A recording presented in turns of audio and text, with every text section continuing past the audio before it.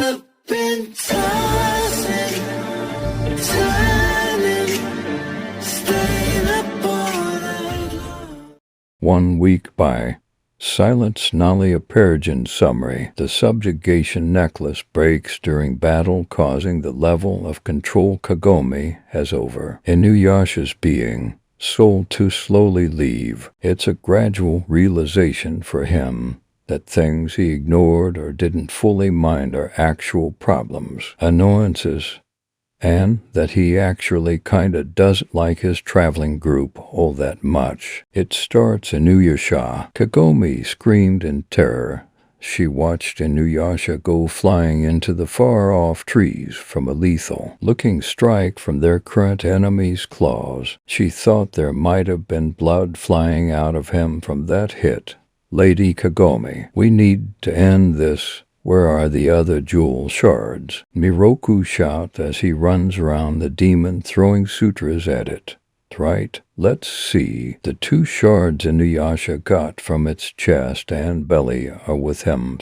Hopefully. There's 2 on its head, and 1 other is in the arm that struck Inuyasha. She yelled the last sentence loudly before she fumbled with her bow slightly to get it ready. She had to wait to shoot when her hair blocked her vision from the wind Sango's Hireikotsu picked up as it flew past her into the demon's arm, severing it. Ready again, she whispered a quiet demand for her arrow to hit the mark before releasing it. It glowed brightly with a purification's light, ready to smite any demon it contacts. Unfortunately, it dodged the arrow with barely a singe. Seeing Miroku picking through the demon's severed arm for the jewel, while Sango and Kilala distracted it away from him, she almost didn't notice the red and silver blur that was headed right for their adversary as she was knocking another bow. Inuyasha.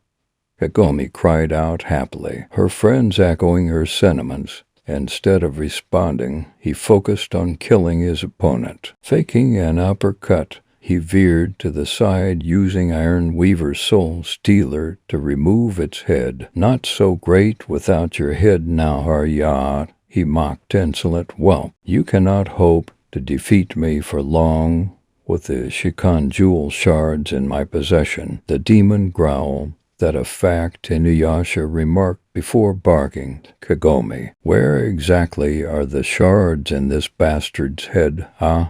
In the back of his head, was Kagome's immediate reply. Sango edged closer with her weapon ready to back up Inuyasha just in case. Inuyasha plunged his other hand into the demon's skull, ignoring its screams of agony, then yanked his blood-covered fist out to see if he managed to grab the jewel shards instead of bone shards. Is it over?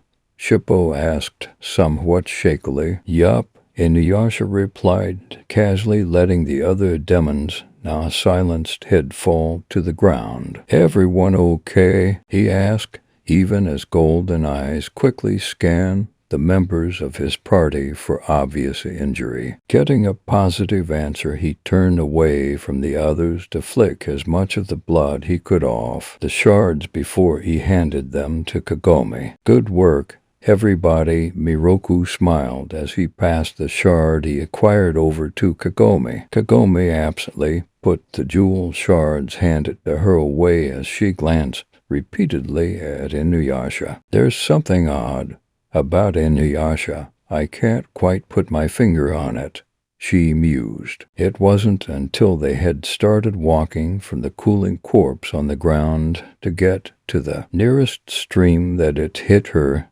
Inuyasha, your necklace is gone, Kagan shouted in alarm. What the hell, Kagome? There was no need to shout. I'm right here.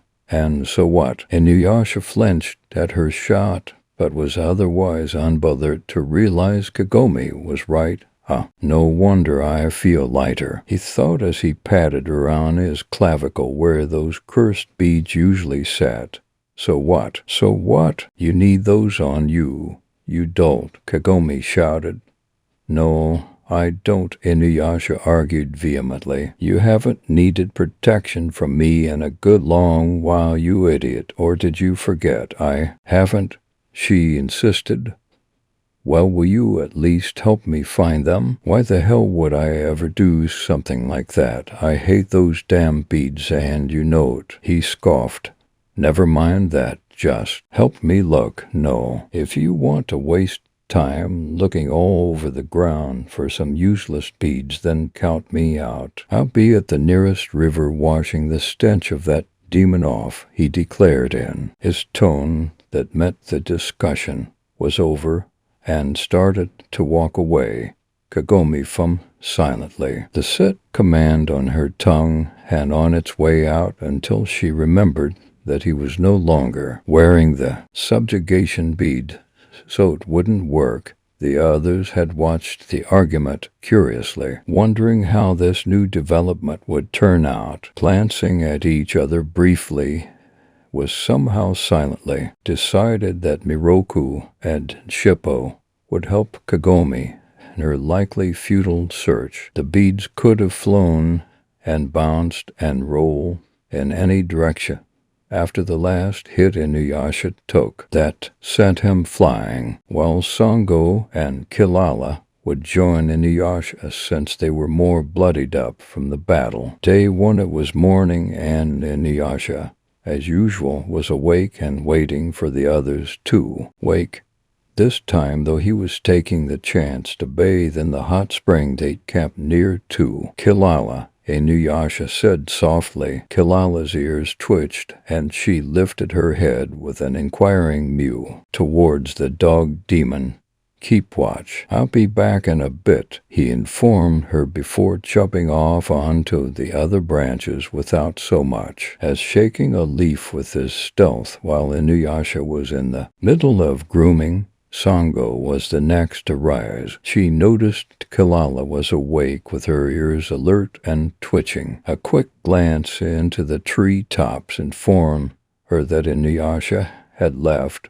Past experiences told her that whatever he was doing, he likely would return with breakfast, so she settled into doing some light stretches and katas to awaken herself further and pass some of the time. She was unable to get very far in her routine, however, due to Kagome startling awake with a gasp. Are you okay? Was it a nightmare? Sango asked in concern as she straightened her posture. No, just looking around somewhat frantically despite the drowsiness, Kagome suddenly demanded, Where's Inuyasha? Sango looked behind her as if Inuyasha would suddenly appear before returning her gaze to Kagome. I'm not sure. He was gone when I awoke. What do you mean gone? It isn't safe. He shouldn't just wander off on his own like that. She slowly panicked, unmindful of the odd look she was being given. I'm sure he's fine. Kilala would have alerted us if he wasn't. Sango soothed. But I think you're confused about what night it is, Kagome. Just go back to sleep, she said, reassuringly, with a gentle smile, hinting at amusement at Kagome's care for the half-demon. But Kagome, being stubborn, did not immediately go to sleep, opting to remain awake so that she could scold Inuyasha for worrying her. Fortunately, she ended up falling back asleep anyway, despite her seething. When Inuyasha returned, the others were all just waking up, and he came with food just as Sango assumed he would, a treat even, instead of the typical rabbit, the occasional bird, or the far more frequent fish. He instead brought a dead deer for them to eat. Sango was quick to offer assistance in preparing it, with Shippo joining to watch the process. Kagome tried not to feel guilty and sickened about the cute animal's slaughter. It was easier to deal with than the first few times they ate bunny rabbits, at least. Miroku, having returned from nature's call, smiled at the meat being roasted.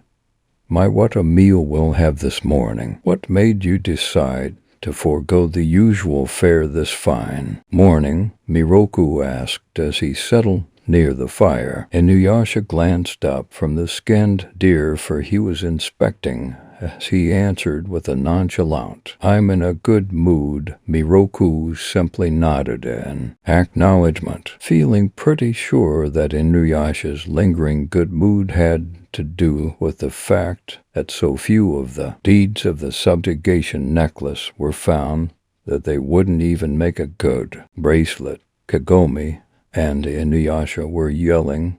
Nothing new there, and they were arguing about Kagome using the sit command on him.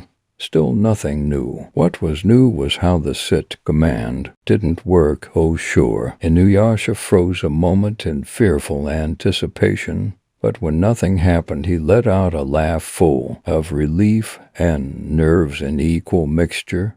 It was this laugh that alerted Kagome that he wasn't implanted into the ground, as he hadn't stopped walking after giving the command. In a moment of confusion, she said it again, but was reminded that word no longer held such power over him when Inuyasha called her an idiot and began to berate her for trying to sit him. And of course Kagome wasn't going to take such an attitude and began to argue with him. The rest of the gang watched from a bit ahead on the path they'd been walking on, wondering just how the argument would end if Kagome was no longer able to make it end with one word. And why had Kagome tried to use that command in the first place? It was because Inuyasha had gently tossed Shippo from off the top of his head for one of the others to catch when his snarky, prejudiced comments about half-demons, Inuyasha in particular, mixed with random babbling about his own future greatness,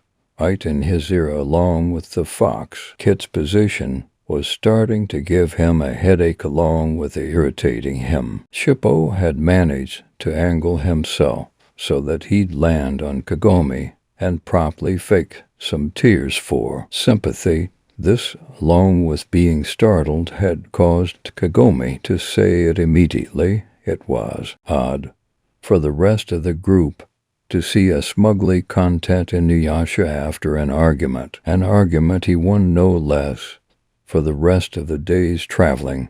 But why wouldn't he be? He'd just gotten confirmation that he could win arguments against Kagome, and her unfair advantage was taken away. He did find it weird, though, in the far back of his mind, that he even noted that Miroku was thanked by everyone else for getting them free food in the village they passed through earlier. But he himself never seemed to be thanked for the food he hunted. Day to the group had stopped early in the day at a split path. The village they had just passed wasn't being plagued by any demons, much less one with a jewel shard, so they had continued on their way until now. Inuyasha didn't care which path they picked, so long as they continued forward. Shippo wanted to take a break. Sango wanted to take the left path. Kilala was watching Shippo play. Miroku wanted to take the right, and Kagome had decided to announce that she wanted to return home for a bit just before Miroku was going to drop his staff in the hopes of Buddha guiding them to the path they seek. Miroku and Sango just silently agreed to Kagome's wishes. Inuyasha, on the other hand, "What on earth do you want to go back home for now?" he demanded with a confused scowl on his face. "Well, we made good progress on collecting shards from that last demon, and it's been 2 days since then, so I figured." Kagome started explaining, only to be interrupted. "The fact that we finally made some progress is reason enough to continue. We were just about to pick a direction to go in, and now you want to backtrack. What if we're getting closer to some shards? What if we find out where Naraku is if we just keep going? I'd have sensed the shards if they were near. There aren't any, and it's good to take a break every so often," she exclaimed. not true. Half the time you don't seem to sense the damn things till they're practically in front of you. And besides, we've plenty breaks already, Inuyasha argued. A lack of battle is not a proper break, and I really need to catch up on some school work too. Kagome yelled back, the hell it isn't. And that's your real reason for wanting a so-called break. You just want to go home to fight those weak test demons. How are they? More important than this again. I keep telling you they just are. It's important to me and my future. Kagome yelled, getting red in the face. They aren't more important than the lives at stake here, and what about everyone else's future, or lack of one, with that murderous bastard Naraku skulking about, huh? Inuyasha hollered just as loud back. Kagome fumbled with her words a brief moment over the truth of his statement before letting out a noise of anger. You just don't get it. Sit. I'm going home, and that's that. Kagome raged at him with her eyes closed, making her unable to see that he had flinched horribly away from her, but was still upright. Sango, let me borrow Kilala, please, Kagome asked tersely as she turned to the demon slayer. Sango gave a hesitant yes before Kagome could get on the huge fire cat demon. Inuyasha grabbed her wrist, making Kagome gasp in surprise. She was usually long gone before he'd even be able to move.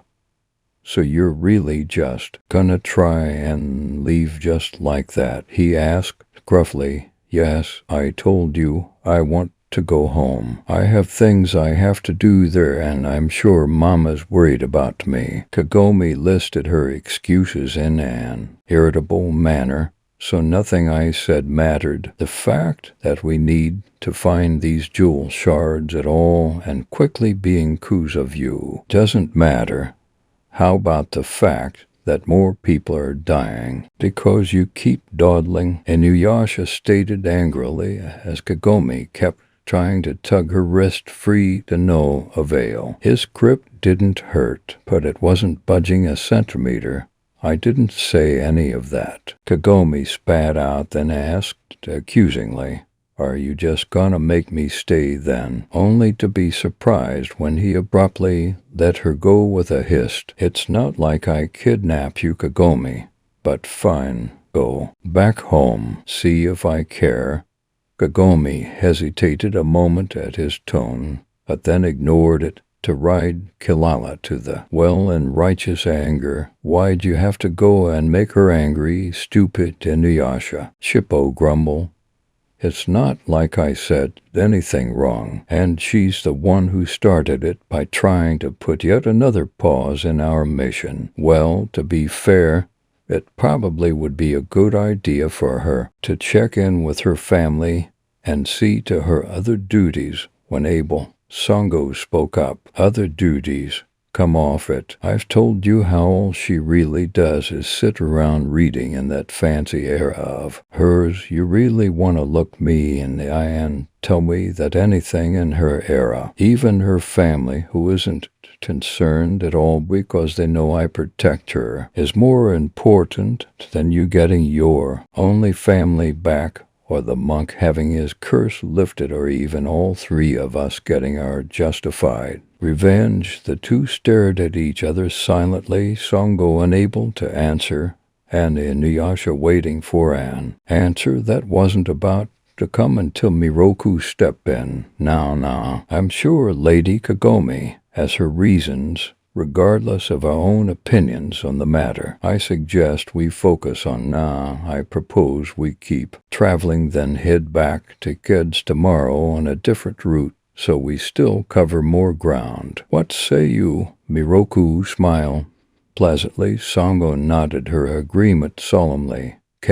Whatever. Let's just go, Inuyasha scoffed, settling down for the night on his chosen branch. Inuyasha couldn't help but feel disgruntled, and, surprisingly, the lack of a new jewel shard was not the reason, and neither was Kagome's absence for once.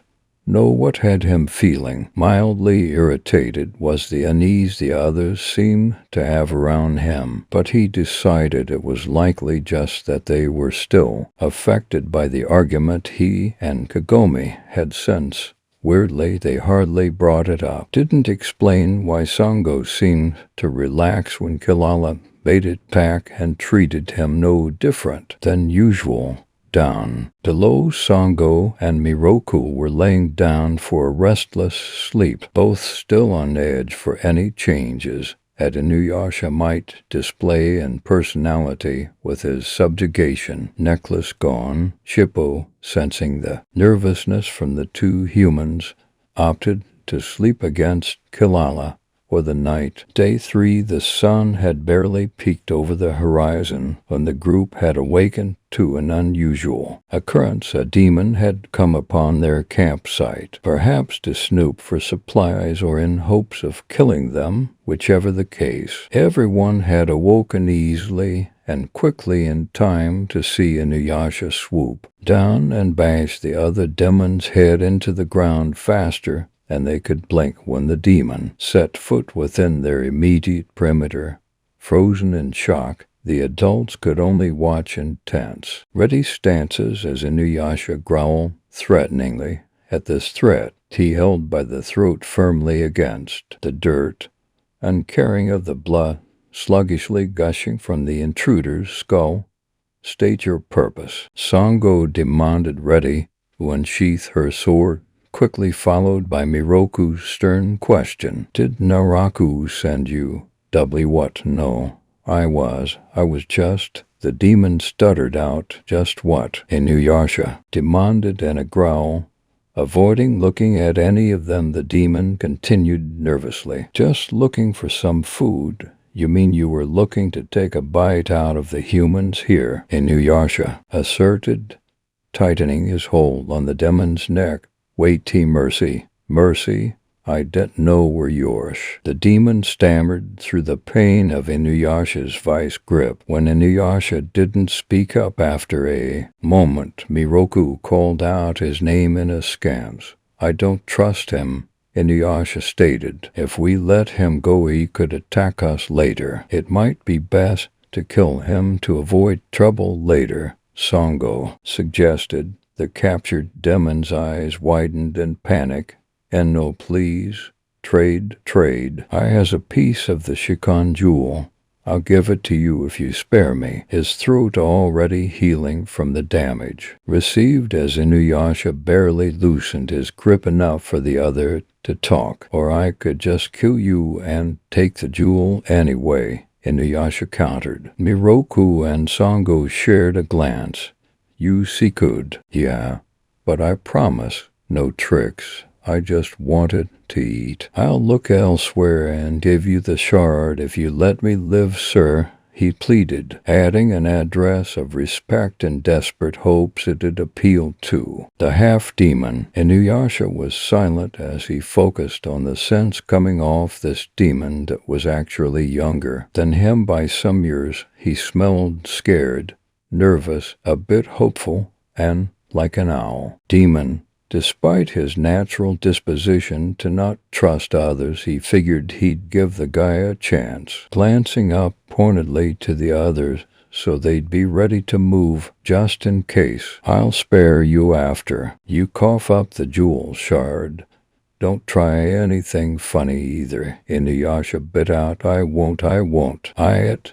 The demon paused when his voice cracked to clear his throat as best he could. "I stuffed it under my arm guard." Miroku came forward at that, doing a quick but thorough check of the mentioned accessory. "Got it." It appears he wasn't lying, he stated calmly as he held the shard up for the others to see. My word was good.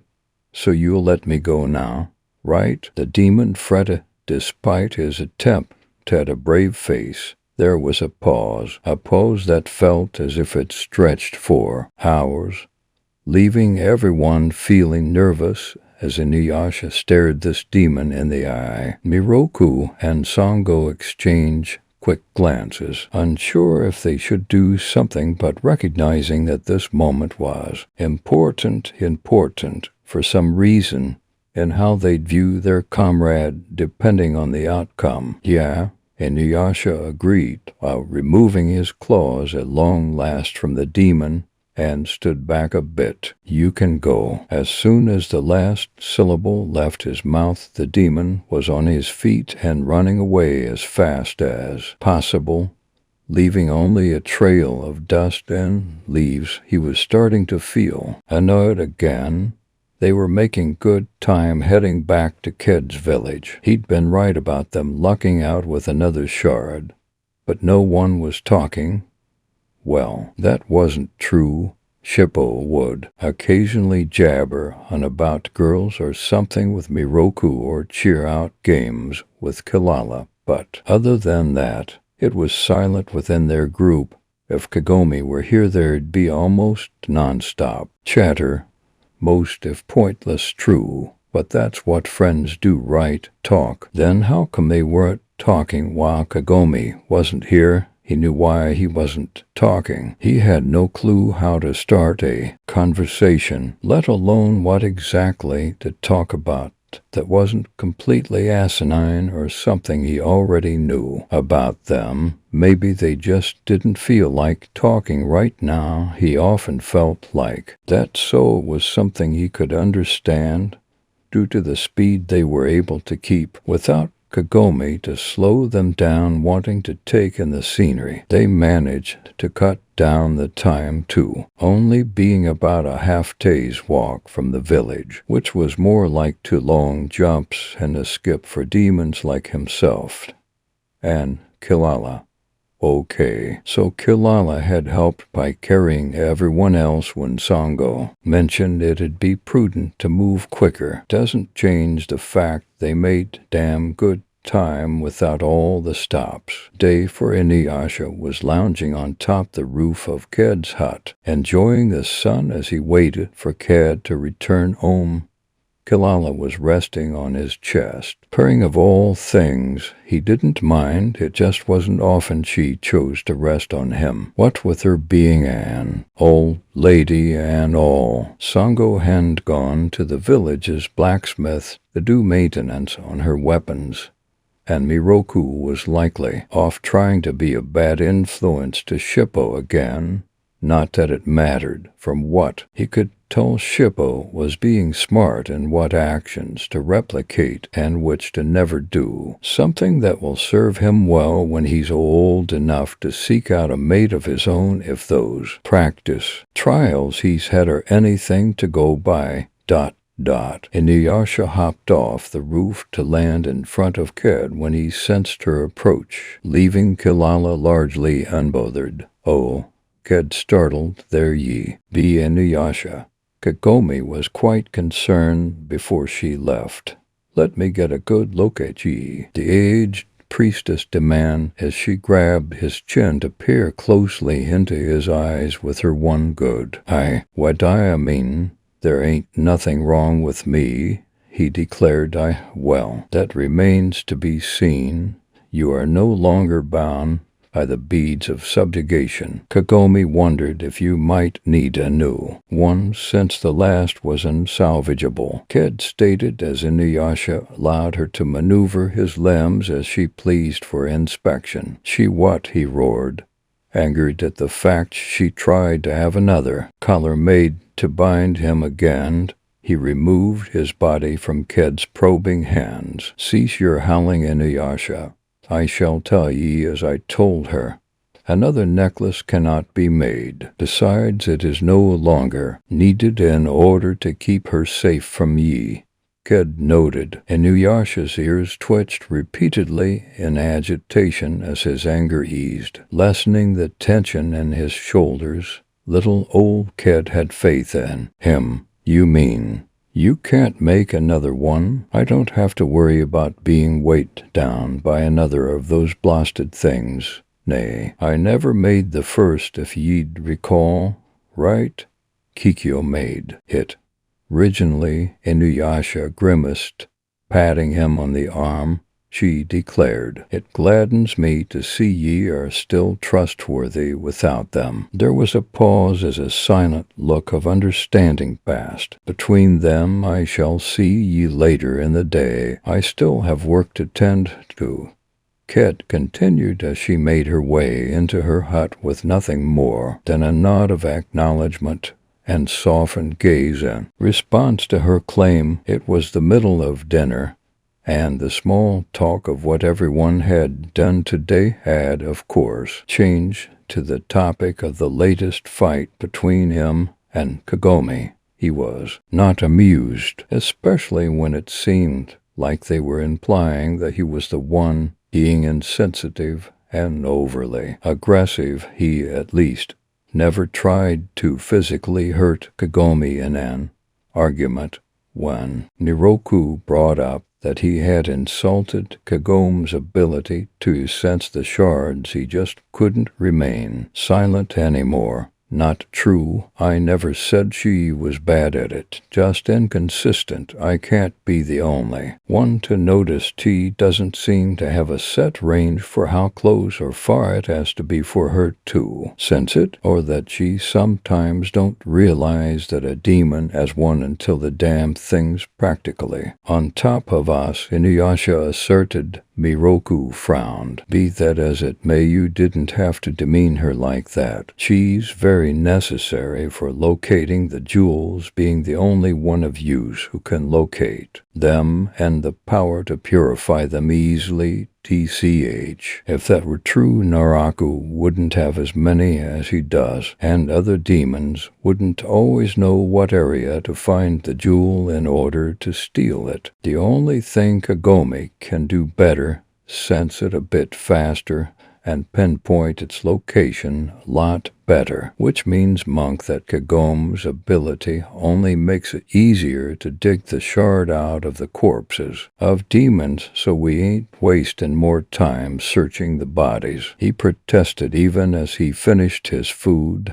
"I see ye point, but it does not hurt to use kinder words when speaking to a maiden," Ked responded. Inuyasha scoffed. "Kinder words, indeed." Nobody seemed interested in telling Kagome that using that command on him wasn't a kind word, so why should he avoid telling the truth? Regardless of all of that, you still upset Kagome enough to make her leave. Chippo sniped. "She was gonna leave anyways, you brat." "You heard her," Inuyasha challenged. "Doesn't matter. You made her mad, so now you have to apologize," Chippo criticized. Inuyasha slammed his now empty bowl on the floor in a huff. Not hard enough to break it or damage the floor, but loud enough to make Chippo, Ked, and Kilala jump a bit from the sudden noise, and left Ked's hut to go find some peaceful silence. "Do you think he's going to go do it?" Sango asked. "One can always hope," Miroku answered. Inuyasha snorted aloud to himself, having heard them despite the distance, as if he'd go running after her so soon now that he no longer felt an irritating pull deep inside to prompt him. Pretty odd, now that he's noticed that. Day 5, Inuyasha had spent most of the morning doing a perimeter check of his forest and remarking his territory, something he's been a bit lax on since being awakened by Kagome. Then he decided to do the same for the village next to his land. He hadn't since the whole thinking he was betrayed by his future wife thing, but now, well, the humans in it were all pretty decent to him, all things considered. That was probably Ked's doing, so why not offer them some blanket protection? It's not like it'd be a hassle. Inuyasha shoved a wrapped bundle of dead crabs and wild fruit into Sango's torso. Her arms came up to grab it instinctively. Inuyasha. Sango blinked repeatedly in surprise, unsure of what to make of this gift. Get this to the old woman. Better yet, cook this for lunch for her, would ya? She didn't eat this morning, so you might need to cram it down her throat, he directed. Sango raised a skeptical brow. And what about Kagome? What about her? You didn't go to see her last night? No, really? Well, why not? I kind of thought you missed her too much to go very long without seeing her, she asked, looking very curious and a bit bashful. Inuyasha remained quiet for a moment and frowned thoughtfully. She was never gone long enough for me to actually miss her. It was more like a burn or something that pulled at me to get closer, to ease the strain. Sango blushed. Doesn't that mean you yearn for her? I don't. Look, never mind all that. Will you cook the food or not? Inuyasha exclaimed, a light blush dusting his cheeks as he fought off the confusion. Giving him an amused look, Sango agreed and went on her way to Ked's. Finally giving in to his curiosity, Inuyasha made for the bone-eater's well. Not entirely sure about what he was looking for, he sniffed around it and peered inside it, anticipating that feeling he'd come to associate with Kagome being gone on the other side, only he felt nothing, or at least no different than any other time. He'd gotten used to that lightened feeling the lack of beads gave him. He tried leaning against the well and thinking of Kagome for a while. Still no change. Still no pull. Still no feeling of fidgety agitation. No, wait, no. That was just leftover indignation at Kagome accusing him of attempting to kidnap her the other day. Standing up, he decided that she'd come back when she had enough of her other responsibilities. But if she wasn't back by tomorrow, he'd see if the others were ready to head out without her.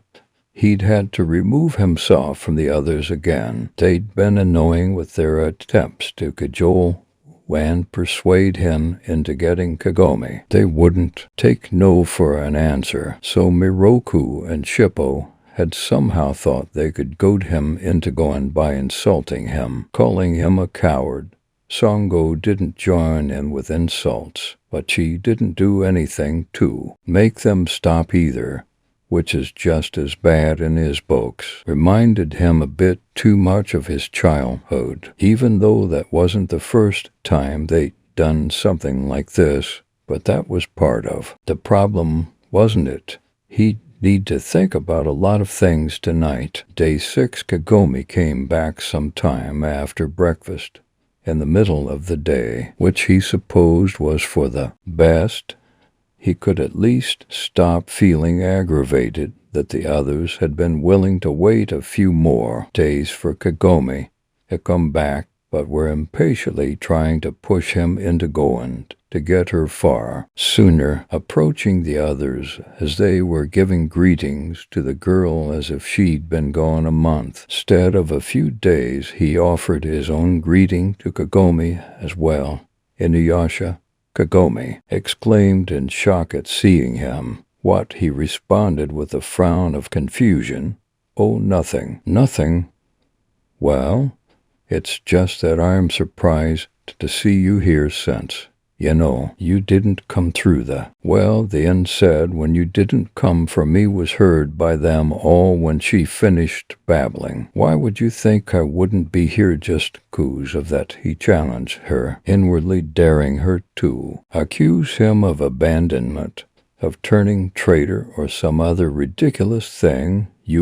Well, remember last time you didn't have your necklace? She gestured to him. You wandered off in your demon form, and it took us weeks to track you down, Kagome admitted. Inuyasha's frown changed into a foreboding scowl. Are you talking about the time a sentient demon blade attempted to possess me and nearly succeeded, making me have to run off so I didn't end up killing all of you while under its control? Is that the time you're talking about? Yeah.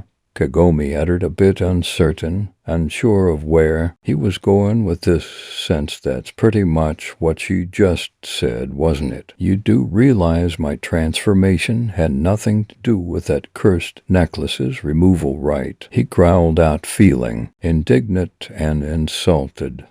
But the only reason I lost control was because that sword, Songa, wanted to use my body like a puppet for its will, and the reason why it didn't work is because my will was stronger by the end of it. He interrupted her unapologetically. You say you trust me, but you seem quick to believe that I'll just turn insane on a whim without you having some kind of control over me, he sneered. That's not at all, Kagome yelled in denial. HMPH. He turned his back on her, done with the conversation, and started walking on the path before he barked out, "She's back. Now so let's go." He didn't look back once or let on that he'd heard, but he felt hurt when he heard the others check with Kagome first before following him, and that painful ache in his chest grew when he heard them consoling her with whispered words of encouragement and kindness and belittlement of himself. He should probably revisit rethinking those things about friendship. Everyone was settling down for the night after dinner in companionable silence, except for Inuyasha, who had retreated up a tree earlier without bothering to hunt for them, and then snubbing what food they offered him. Not that any of the others seemed to notice. They had been busy all day doing their old routine of sly comments and judgmental looks in an attempt to guilt him, to pressure him into caving and apologizing or some other nonsense, never once realizing that he was in turn giving them all the cold shoulder. He didn't owe anyone an apology. He didn't owe anyone in this group anything, and he was coming to realize that meant he also didn't owe them his friendship. If anything, it was becoming clear to him, now more than ever, that they weren't his friends. They were hers, Kagome's. She was the glue keeping them together. She was the one everyone worried most about, the one they liked the most, the one who was always sided with in any argument, while he was the butt of jokes, the scapegoat, the annoying jerk who did the grunt work. The most any of them had ever been to him, he guessed, was an ally, which he supposed was better than nothing, especially when he found them all so annoying, except maybe Kilala. He just wished he knew how he failed to realize they were just bigger myogas that stuck around for longer periods of time. Maybe he had and just brushed it off before Inuyasha's ears twitched when he heard the sound of scurrying. Either it was a curious squirrel or Shippo was off to answer nature's call. He stayed relaxed on his branch, eyes opened, waiting until he heard it. A moment later, to quick, albeit sleepy-sounding yips were made from Shippo signaling he was safe and back. Kilala responded with Rio in tandem with his soft bark, letting Shippo know they got the signal and that it was safe to go back to sleep. Listening to the sounds the brat made as he settled back down, Inuyasha waited until he heard the runt's breathing change to indicate deep sleep before resting his own eyes again. Day 7, Inuyasha greeted the new day with the realization that he felt more like his old self than he had in a long while. That is to say, he felt like a mist had disappeared within his heart and felt distant to those in his group. Under his protection, he didn't particularly care for any of them, but he didn't want them to die either, wouldn't allow it, actually, unless it was by natural causes, since otherwise would mean he was lousy at protecting. He eyed them lazily as they prepared for the day, still not bothering to speak to or hunt for them. They had Kagome's weird food to eat anyway. When they were finally ready to continue, he leapt down smoothly to his feet on the ground below and strode in the direction he wanted to walk without a word, unaware he was acting uncannily like his half-brother. A few hours later, and he still hadn't said a word to them, and they were just now starting to realize that when he didn't bother joining into any of their conversations or didn't verbally acknowledge them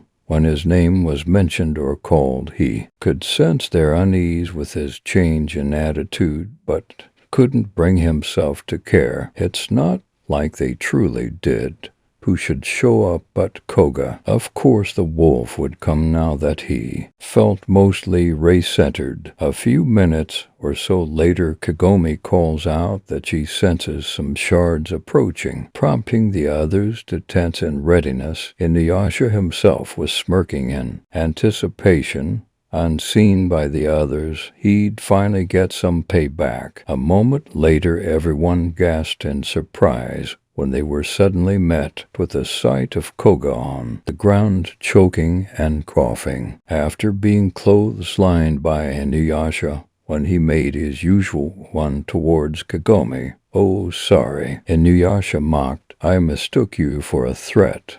"Oh," Shippo murmured in surprise, feeling a bit impressed. Everyone else just watched with a wide-eyed stare. "Look, Shot." Koga coughed out in a snarl. "Whatever helps you sleep at night, weakling," Inuyasha retorted with a smirk. "Inuyasha, cut that out. There's no need to be rude." "Koga's our friend," Kagome objected. "He ain't no friend of mine." He took his eyes off Koga to look at Kagome, knowing that by doing so he was offending Koga further. "And he ain't your friend either. He's your would-be suitor. At least get that much right, woman." Kagome blushed hotly and stammered, unable to voice a coherent word. "What do you mean? Would-be I am her suitor?"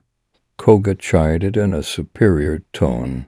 "And that can't be right. I never accepted," Kagome managed to squeak out, causing Koga to blink at her. "Right, because allowing him to say as he pleases to you, touch you so familiar-like, calling you his woman, and mate as a rejection," Inuyasha deadpanned, causing Kagome to fidget and the others to sweat drop. "You're just jealous no one would seriously consider you for a suitor, never mind a mate, let alone Kagome," Koga declared, causing Inuyasha to growl threateningly. "Wanna say that again?" Inuyasha hissed, preparing to lunge at the wolf demon. "No fighting, Inuyasha, see I mean. Stop." Kagome fumbled out, feeling a bit frazzled. Koga looked confused at why she wasn't stopping Inuyasha from getting in the way of their love like she usually did, and took a quick glance at Kagome before demanding answers. "What did you do to Kagome?" "I haven't done shit. Take a good look. I know you're slow, but even you should be able to see what's missing," he taunted. Koga paused at that, his retort dying on his lips as he observed Inuyasha more closely. His scent was different, just slightly. There was an absence of that forever cloying scent of weak purification coming from Inuyasha. Brows furrowed, Koga realized what it was he was seeing, or rather what he wasn't seeing. That necklace Kagome used to control the half-demon was gone. Feeling sweat start to form on the back of his neck, Koga tried to play it off. "So you managed to dish the collar? You're still just a mutt edging away from Inuyasha." Koga gave his partial attention to Kagome.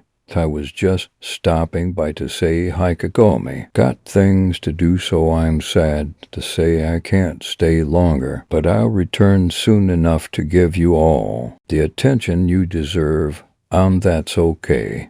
No need, really." Kagome stammered out a nervous laugh, feeling unsure about what was going on and what to do. Inuyasha sneered slightly hearing her lack of a rejection again. Why was he even hoping for something with a woman who played Ko all the time? Something else to think about. Koga nodded with a cocky later beautiful and swiftly ran off to get away from Inuyasha, because he knew deep down that the only reason he hadn't died several times over by that mutt's hands was because of that necklace that was now gone. Nobody said anything about the coldly satisfied look on Inuyasha's face. Of course, nobody said anything about Kagome's obvious efforts in pretending. None of that had happened either. They had continued walking and would soon need to make camp. Inuyasha was way ahead of them, instead of bothering to keep the slow pace the humans were making, but still keeping them within eye distance. For a non-human, that is, while staying alert for any possible enemies, he allowed the thoughts in the back of his mind to plan out a loose idea of what to do once Araku was finally dead. So far he'd thought about how to word his wish on the jewel, making sure Kikyo's restless spirit could be at peace with prayers, and maybe taking a trip to that island full of half-demons Kikyo took him to once, to see if he could find something of more substance there. Settling down in another tree while the group below prepared their dinner, Inuyasha pushed away his mild irritation that the demons they'd fought didn't have shards, and instead let his mind wander to a hopeful, pleasant future. If a child has to half-demon parents, does that make them a hybrid half-demon or just a new type of demon? A true half-demon, he pondered as he listened to the camaraderie happening below him. The end. Thanks for listening to this one-shot podfic.